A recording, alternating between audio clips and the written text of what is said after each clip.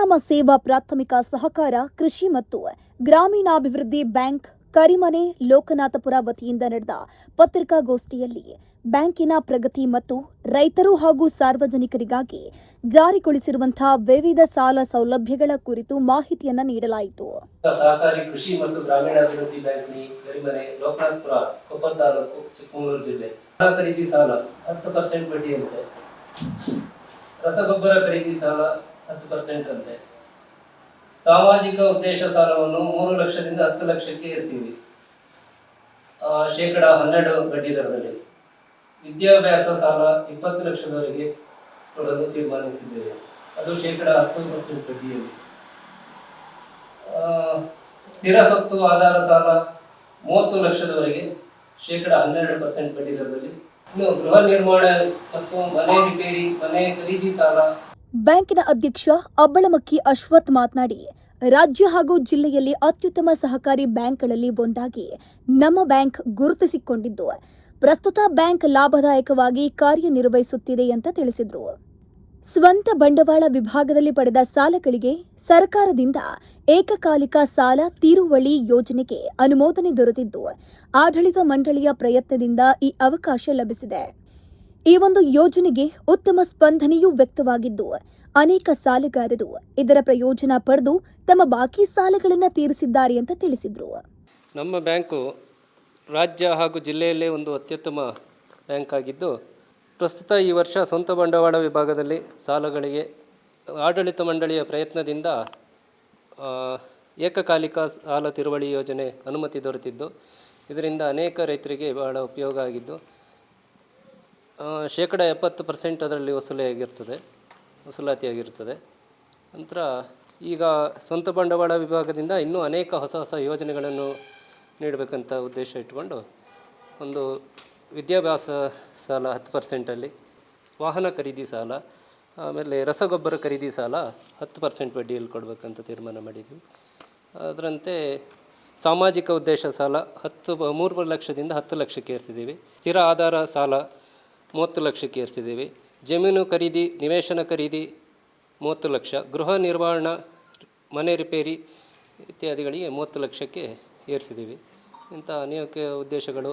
ಆಮೇಲೆ ಸುಸಜ್ಜಿತವಾದ ಸಮಾರಂಭಗಳಿಗೆ ಹಾಲ್ ಇರ್ತದೆ, ಸಮುದಾಯ ಭವನ, ಅದನ್ನು ಎಲ್ಲ ಸದುಪಯೋಗ ಪಡಿಸ್ಕೊಳ್ಬೇಕು. ಮದುವೆ ಸಭಾಭವನದಲ್ಲಿ ಏನಾದ್ರು ಬಡವರಿಗೆ ಏನಾದರೂ ನಮ್ಮಲ್ಲಿ ಅತಿ ಕಡಿಮೆ ದರ, ಹಾಲು ಹೆಚ್ಚು ಕಡಿಮೆ ಉಚಿತ ಅಂತಲೇ ಹೇಳ್ಬೋದು. ಚೇರು, ಪಾತ್ರೆ ಇವನ್ನೆಲ್ಲ, ಊಟದ ಟೇಬಲ್ಲು, ಪಾತ್ರೆ ಎಲ್ಲ ಸೇರಿ 12,000 ರೂಪಾಯಿ ಬಾಡಿಗೆ, ಕ್ಲೀನಿಂಗು ಸೇರಿ 12,000 ರೂಪಾಯಿ. ಈಗ ನಿಮ್ಮ ಸೊಸೈಟಿ ಕಡೆಯಿಂದ ರೈತರಿಗೆ ಏನು ವಿಶೇಷ ಕೊಡುಗೆ ಏನಿದೆ?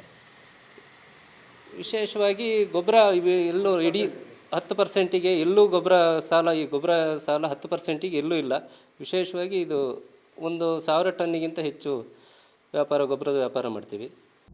ವಿಷಯ ಪರಿಣಿತ ನಿರ್ದೇಶಕ ಎಚ್ಎಂ ನಟರಾಜ್ ಬಾಳೆಮನೆ ಮಾತನಾಡಿ, ಸ್ವಂತ ಬಂಡವಾಳ ಯೋಜನೆಯಲ್ಲಿ 2.03 ಕೋಟಿ ಸುಸ್ತಿ ಸಾಲ ಹಲವು ವರ್ಷಗಳಿಂದ ಬಾಕಿ ಇದ್ದು, ಸರ್ಕಾರದ ಅನುಮತಿ ಪಡೆದು ಬಡ್ಡಿ ರಿಯಾಯಿತಿ ನೀಡಿದ ಪರಿಣಾಮ 1.43 ಕೋಟಿ ವಸೂಲಿಯಾಗಿದೆ.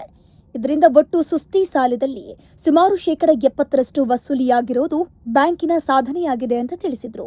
ಬಡ್ಡಿ ರಿಯಾಯಿತಿಯನ್ನ ನೀಡಿದ್ರಿಂದ ನಮಗೆ 1,43 ಲಕ್ಷ ವಸೂಲಿಯಾಗಿದೆ.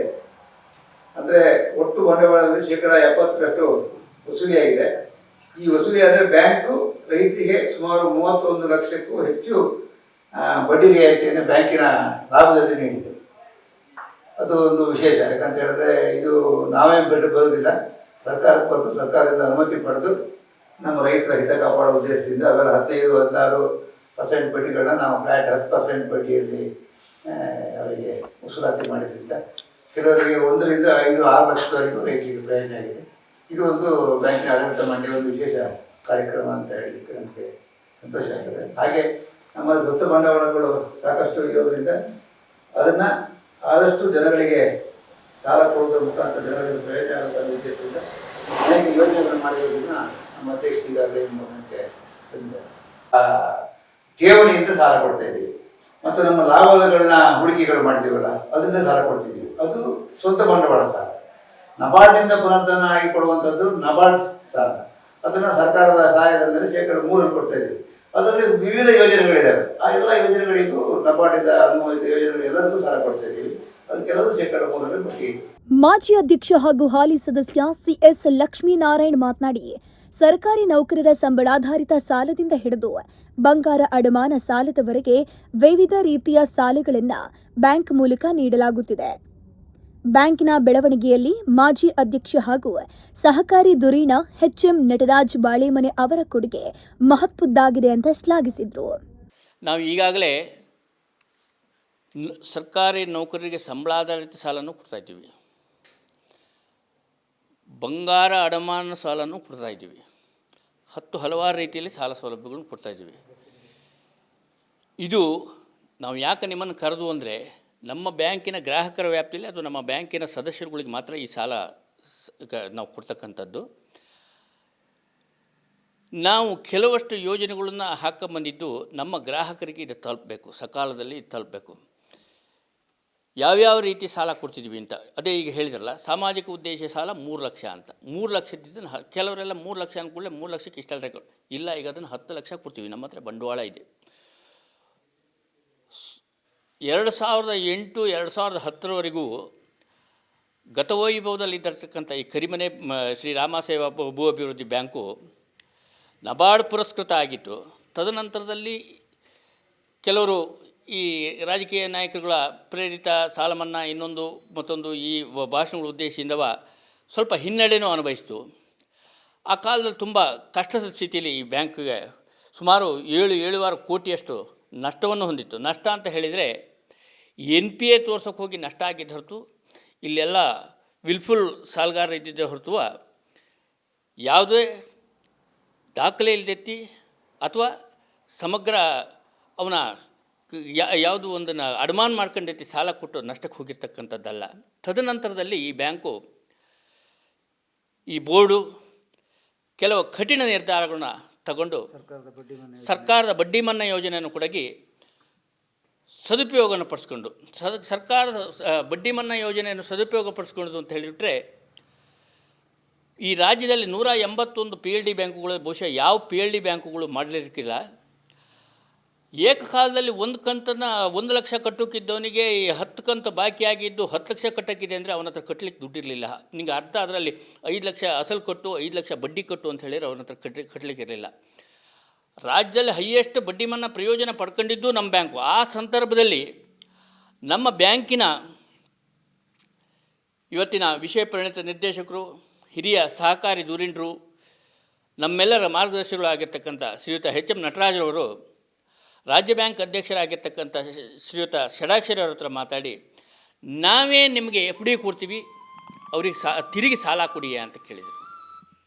ಕಟ್ಟಿದ ಕೂಡಲೇ ಬಡ್ಡಿ ಮನ್ನಾ ಪ್ರಯೋಜನ ಪಡ್ಕೊಂಡು ಅವನಿಗೆ ತಿರುಗಿ ಸಾಲ ಕೊಡಿ ಅಂತ. ಸಾಲ ಕೊಡಿ ಅಂತ ಕೇಳಿದ್ರು ಅವ್ರು ಒಪ್ಪಲಿಲ್ಲ. ಇಲ್ಲ, ನಾವು ನಿಮ್ಗೆ FD ಕೊಡ್ತೀವಿ ಕೊಡಿ ಅಂತ. ಅದಕ್ಕೆ ಅವ್ರು ಒಪ್ಕೊಂಡ್ರು. ತದನಂತರದಲ್ಲಿ 5 ಲಕ್ಷ ಇಲ್ಲಿ ಅವನಿಗೆ 5 ಲಕ್ಷ ಅಸಲು ಕಟ್ಟೋಕ್ಕೋ ಅವನ ಹತ್ರ ದುಡ್ಡಿಲ್ಲ. ಇವನಿಗೆ ಕಟ್ಟಲಿಕ್ಕೂ ರೈತನಾದವನಿಗೆ ಇಲ್ಲಿ ನಾವೇ ಸಾಲ ಕೊಡ್ತಕ್ಕಂಥ ಸ್ವಂತ ಬಂಡವಾಳ ಯೋಜನೆಯಲ್ಲಿ ಇಲ್ಲಿ ರೈತರಿಂದ ಸಂಗ್ರಹ ಮಾಡಿ, ಯಾರ್ಯಾರೋ ಬೇಕಾದ ಸ್ನೇಹಿತರುಗಳಿಂದ ಸಂಗ್ರಹ ಮಾಡಿ ಅವರಿಗೆ ನಮ್ಮ ಬ್ಯಾಂಕಿನಿಂದ ಸಾಲನು ಓನ್ ಫಂಡಲ್ಲಿ ಕೊಟ್ಟು ನಬಾರ್ಡನ್ನು ಜಮಾ ತಗೊಂಡು ಪುನಃ ಅವನಿಗೆ ನಬಾರ್ಡಲ್ಲಿ ಸಾಲ ಸಿಕ್ಕಿದ ಕೂಡಲೇ ನಮ್ಮದನ್ನು ಜಮಾ ತಗೊಂಡು ಇಷ್ಟೊಂದು ಪ್ರಕ್ರಿಯೆ ಮಾಡಿದ್ರಿಂದ ಬ್ಯಾಂಕ್ ಇವತ್ತು ಈ ಸುಸ್ಥಿತಿಗೆ ಬಂದು ನಿಂತಿದೆ ಅಂತ ಹೇಳೋಕ್ಕೆ ನಮಗೆ ಹೆಮ್ಮೆ ಆಗುತ್ತೆ. ಇವತ್ತು ಪುನಃ ರಾಜ್ಯದಲ್ಲಿ ಈಗಾಗಲೇ ನಮ್ಮ ಅಧ್ಯಕ್ಷರು ಹೇಳಿದರು, ರಾಜ್ಯದಲ್ಲಿ ನಂಬರ್ 1ನೇ ಬ್ಯಾಂಕಿನ ಹತ್ರ ನಾವು ದಾಪಗಾಲು ಇಟ್ಕೊಂಡು ಹೋಗಿದ್ದೀವಿ. ಇಷ್ಟೊಂದು ವೈವಿಧ್ಯತೆಯಲ್ಲೇ ಬ್ಯಾಂಕ್ ನಡೆಸ್ತಕ್ಕಂಥದ್ದು ಬಹುಶಃ ಕರ್ನಾಟಕದ PLD ಬ್ಯಾಂಕುಗಳು ಹಿಸ್ಟ್ರಿಯಲ್ಲಿ ಇಲ್ಲವೂ ಇಲ್ಲ. ಹೆಚ್ಚಿನ ಬ್ಯಾಂಕುಗಳು ಬರೀ ನಬಾರ್ಡಲ್ಲಿ ಏನು ವರ್ಷ ಸಾಲಗಾರನ ಕೊಡ್ತಾರೋ ಅದಷ್ಟನ್ನು ಮಾತ್ರ ಕೊಟ್ಕೊಂಡು ಕೊಡ್ತಕ್ಕಂಥ ಒಂದು ಯೋಜನೆ ಉಂಟು. ನಮ್ಮ ಹಿರಿಯರು, ನಮ್ಮ ನಟರಾಜರವ್ರ ನೇತೃತ್ವದಲ್ಲಿ ಆ ಕಾಲದಲ್ಲಿ ಈಗ 25 ವರ್ಷದ ಹಿಂದೆಯೇ ಸ್ವಂತ ಬಂಡವಾಳ ಯೋಜನೆ ಅಂತ ಶುರು ಮಾಡಿದರು. ಆ ಸ್ವಂತ ಬಂಡವಾಳ ಯೋಜನೆಯಲ್ಲಿ ಇವತ್ತು ಹೆಚ್ಚಿನ ಬ್ಯಾಂಕುಗಳಿಗೆ ಸ್ವಂತ ಬಂಡವಾಳ ಇಲ್ಲ. ಅದರಿಂದ ನಾವು ಹಲವಾರು ಪ್ರಗತಿಯನ್ನು ಸಾಧಿಸೋಕ್ಕೆ ಸಾಧ್ಯವಾಯಿತು. ತದನಂತರದಲ್ಲಿ ಇಫ್ಕೋ ಗೊಬ್ಬರದ ಕಂಪನಿಲಿ ಶೇರ್ ಹಾಕಿ ಗೊಬ್ಬರದ ಏಜೆನ್ಸಿನೂ ತಗೊಂಡ್ರು.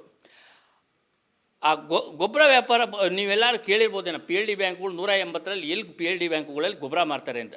ನಾವು ಅವತ್ತಿಂದ ಗೊಬ್ಬರ ಮಾರ್ತಾ ಬರ್ತಿದ್ವಿ. ಗೊಬ್ಬರ ಮಾರೋದ್ರ ಜೊತೆಗೆ ಅದೇ ಈಗಲೇ ನಮ್ಮ ಅಧ್ಯಕ್ಷರು ಹೇಳಿದರು 10% ಬಡ್ಡಿ ಸಾಲ ಯಾವ ಕೋಆಪ್ರೇಟಿವ್ಗಳು ಯಾರೂ ಕೊಡೋಕ್ಕೆ ಸಾಧ್ಯ ಇಲ್ಲ. ನಾವು 10%ಗೆ ಕೊಡ್ತಾಯಿದ್ವಿ. ಏಕೆಂದರೆ ನಾವು ಬರೀ ಲಾಭ ನಮ್ಮ ಸಂಸ್ಥೆಗೆ ಬಂದರೆ ಸಾಲದು, ಅದರ ಸದುಪಯೋಗ ರೈತರಿಗೂ ಆಗಬೇಕು ಅಂತ ಹೇಳ್ತಕ್ಕಂಥ. ಜೊತೆಗೆ ಕ್ರಿಮಿನಾಶಕ, ಕೀಟನಾಶಕ, ಕೊಳೆ ಔಷಧಿಗಳು, ಈ ಕಾಪರ್ ಸಲ್ಫೇಟು, ಸುಣ್ಣ, ರಾಳ, ಈ ಪ್ರತಿಯೊಂದು ನಾವು ಮಾಡ್ತಾಯಿದ್ದೀವಿ. ರಿಯಾಯಿತಿ ದರದಲ್ಲಿ ಮಾಡ್ತಾಯಿದ್ದೀವಿ. ಉತ್ತಮ ದರ್ಜೆಯ ಗುಣಮಟ್ಟದ ಗೊಬ್ಬರಗಳನ್ನು ಮಾಡ್ತಾಯಿದ್ದೀವಿ. ಬ್ರ್ಯಾಂಡೆಡ್ ಕಂಪ್ನಿ ಗೊಬ್ಬರಗಳು ಮಾತ್ರ, ಇಫ್ಕೋ ಮತ್ತು IPL ಇಂಥ ಗೊಬ್ಬರಗಳನ್ನು ಮಾತ್ರ ಮಾರೋದು ನಾವು, ಯಾವುದ್ಯಾವುದೋ ಗೊಬ್ಬರ ಮಾರಲ್ಲ. ಇದರ ಪ್ರಯೋಜನನ ಸಕಾಲದಲ್ಲಿ ಎಲ್ಲರೂ ಈ ಬ್ಯಾಂಕಿನ ಗ್ರಾಹಕರು ಪಡ್ಕೋಬೇಕು. ತದನಂತರದಲ್ಲಿ ಈಗಾಗಲೇ ಹೇಳಿರು ನಮ್ಮ ಅಧ್ಯಕ್ಷರು ಇವರು, ನಿಮಗೆ ಸ್ಪಷ್ಟವಾಯ್ತಾ ಇಲ್ಲ ನಂಗೆ ಗೊತ್ತಾಗಿಲ್ಲ. ಏಕಕಾಲಿಕ ತಿರುವಳಿ ಯೋಜನೆಯಲ್ಲಿ ನಮ್ಮಲ್ಲಿ ಯೋಜನೆಯಲ್ಲಿ ಸರ್ಕಾರದ ಆದೇಶ ಮಾಡಿಸ್ಕೊಂಬಂದು ಸಾಲ ವಸೂಲು ಮಾಡಿ ಓನ್ ಫಂಡಲ್ಲಿರ್ತಕ್ಕಂಥದ್ದು 10% ಅದರಲ್ಲಿ 70% ನಮಗೆ ವಸೂಲಾತಿ ಆಯಿತು ಅಂತ. ಆ ಏಕಕಾಲಿಕ ತಿರುವಳಿ ಯೋಜನೆ ಅಂತ ಹೇಳಿದರೆ ಇದಕ್ಕೆ ಸರ್ಕಾರ, ಯಾವ ಸರ್ಕಾರ ಆಗಲಿ ಅಥವಾ ನಬಾರ್ಡ್ ಆಗಲಿ ಅಥವಾ ನಮ್ಮ ರಾಜ್ಯ ಬ್ಯಾಂಕ್ ಆಗಲಿ ಯಾರೂ ನಮಗೆ ಕೊಟ್ಟಿರ್ತಕ್ಕಂಥದ್ದು ಹಣಕಾಸಲ್ಲ. ಇದನ್ನು ಬ್ಯಾಂಕು, ನಮ್ಮ ಕರಿಮನೆ ಬ್ಯಾಂಕು ಸತತವಾಗಿ 5-6 ವರ್ಷದಿಂದ ನಾವು ಲಾಭಕ್ಕೆ ಉತ್ತಮ ದರ್ಜೆಯಲ್ಲಿ ಬರ್ತಾ ಇರತಕ್ಕಂಥದ್ರಿಂದವ ಆ ರೈತರನ್ನು ಒಂದು ಸಲ ಸಾಲ ವಿಮುಕ್ತಿಗೊಳಿಸಿ ಬ್ಯಾಂಕು ಒಂದು ಸದೃಢಕ್ಕೆ ಬರೋಕ್ಕಾಗಿ ನಮ್ಮ ಬ್ಯಾಂಕಿನಿಂದನೇ ಸುಮಾರು 1 ಕೋಟಿ ರೂಪಾಯಿ ನಷ್ಟ ಭರಿಸ್ಲಿಕ್ಕೆ ನಾವು ಶಕ್ತರಿದ್ದೀವಿ ಅಂಥೇಳಿ ನಾವು ಕಳೆದ 3-4 ವರ್ಷದಿಂದವ ಸರ್ಕಾರದ ವಿವಿಧ ಇಲಾಖೆಗಳಿಗೆ ರಾಜ್ಯ ಮಟ್ಟದಲ್ಲೂ ಕೂಡ ಅದನ್ನು ಕೆಲವರು ಅದರ ಪ್ರಯತ್ನ ಮಾಡಿದರು. ನಾವು ಬಿಟ್ಕೊಡ್ತೀವಿ ಅಂತ ಹೇಳಿದವಾಗ ಅದು ಆಗಿರಲಿಲ್ಲ. ಮತ್ತು ನಮ್ಮ ನಟರಾಜರವರು ಕಳೆದ 1 ವರ್ಷದ ಹಿಂದೆ ಇವರೇ ಫೀಲ್ಡಿಗೆ ಇಳಿದು ರಾಜ್ಯ ಮಟ್ಟದ ಸರ್ಕಾರದ ರಾಜ್ಯ ಮಟ್ಟದ ಅಧಿಕಾರಿಗಳಿಂದವ ಈ ಒಂದು ಆದೇಶ ಹಾಕ್ಸ್ಕೊಂಬರೋಕ್ಕೆ ಹೋಗಿ ಇವತ್ತು ಗ್ರಾಹಕರಿಗೂ ಪ್ರಯೋಜನ ಆಯಿತು, ಬ್ಯಾಂಕಿಗೂ ಸುಮಾರು 2 ಕೋಟಿ ಚಿಲ್ಲರೆ ರೂಪಾಯಿ ವಸೂಲಾಯಿತು, ಜೊತೆಗೆ ಬಡ್ಡಿ ರಿಯಾಯಿತಿನೂ ಅವರಿಗೂ ತಲುಪ್ತು. ನಮಗೆ ಪುನಃ ಸಾಲ ಕೊಡಲಿಕ್ಕೆ, ಈ ರೀತಿ ಸಾಲ ಕೊಡಲಿಕ್ಕೆ ನಮಗೂ ಹಣಕಾಸು ಒದಗಿ ಬಂದುಬಿಡ್ತು. ಯಾಕೆಂದರೆ 3 ಲಕ್ಷ ರೂಪಾಯಿ ಸಾಲ ಕೊಡೋದನ್ನ 10 ಲಕ್ಷ ರೂಪಾಯಿ ಕೊಡ್ತಿದ್ವಿ ಅಂತ ಹೇಳಿ ಕೂಡಲೇ ನಮ್ಮ ಹತ್ರ ಸಾಕಷ್ಟು ಬಂಡವಾಳ ಇದ್ಕೊಂಡೆ ನಾವು ಈ ಮಾತಾಡಬೇಕಾಗತ್ತೆ. ನಮ್ಮ ಬ್ಯಾಂಕಿನ ಈ ಎಲ್ಲ ಯಶಸ್ಸಿನ ಹಿಂದುಗಡೆ ಇದನ್ನು ನಮ್ಮ ಮಾಧ್ಯಮ ಮಿತ್ರರ ಜೊತೆ ಹಂಚ್ಕೊಂಡ್ರೆ ನಮ್ಮ ಗ್ರಾಹಕರಿಗೆಲ್ಲರಿಗೂ ವಿಚಾರ ತಲುಪುತ್ತೆ. ನಿಮ್ಮಿಂದ ಸಾಧಾರಣ ಗ್ರಾಹಕರಿಗೆಲ್ಲ ಈ ವಿಚಾರ ತಲುಪಿ ಇದರ ಸದುಪಯೋಗ ಮುಂದಿನ ದಿನಗಳಲ್ಲಿ ಅವರೂ ಪಡ್ಕೊಂಡು ಬ್ಯಾಂಕನ್ನು ಇನ್ನೂ ಉನ್ನತ ಸ್ಥಿತಿಗೆ ತಗೊಂಡೋಗ್ಲಿಕ್ಕೆ ಎಲ್ಲರ ಸಹಕಾರ ಇರಲಿ, ಅದರಲ್ಲಿ ನೀವು ಕೂಡ ಭಾಗಿ ಅಂತ ಹೇಳ್ತಾ ನನ್ನ 2 ಮಾತುಗಳು ಮುಗಿಸ್ತೀನಿ. ಇನ್ನು ಈ ಒಂದು ಪತ್ರಿಕಾಗೋಷ್ಠಿಯಲ್ಲಿ ಉಪಾಧ್ಯಕ್ಷ AR ಮಹೇಶ್, ಮಾಜಿ ಅಧ್ಯಕ್ಷೆ ನಾಗರತ್ನಮ್ಮ, ಸದಸ್ಯ ಸುಧೀರ್, ಮುಖ್ಯ ಕಾರ್ಯನಿರ್ವಾಹಕ ಅಧಿಕಾರಿ ವಿಕ್ಟೋರಿಯಾ ಕಾರವಾಲ್ ಹಾಗೂ ಬ್ಯಾಂಕಿನ ಸಿಬ್ಬಂದಿ ಉಪಸ್ಥಿತರಿದ್ದರು. ಈ ರೀತಿಯ ಇನ್ನಷ್ಟು ವಿಡಿಯೋಗಳು ನಿಮಗೆ ಸಿಗಬೇಕೇ? ಹಾಗಾದ್ರೆ ಈಗಲೇ ನ್ಯೂಸ್ ಮಲ್ನಾಡ್ ಚಾನೆಲ್ನ ಸಬ್ಸ್ಕ್ರೈಬ್ ಆಗಿ, ಕೆಳಗಿರೋ ಸಬ್ಸ್ಕ್ರೈಬ್ ಬಟನ್ ಮೇಲೆ ಕ್ಲಿಕ್ ಮಾಡಿ ಉಚಿತವಾಗಿ ಸಬ್ಸ್ಕ್ರೈಬ್ ಆಗಿ. ನಿಮ್ಮ ಒಂದೊಂದು ಸಬ್ಸ್ಕ್ರೈಬ್ ಕೂಡ ನಮಗೆ ಬೆಂಬಲ, ಸ್ಫೂರ್ತಿ.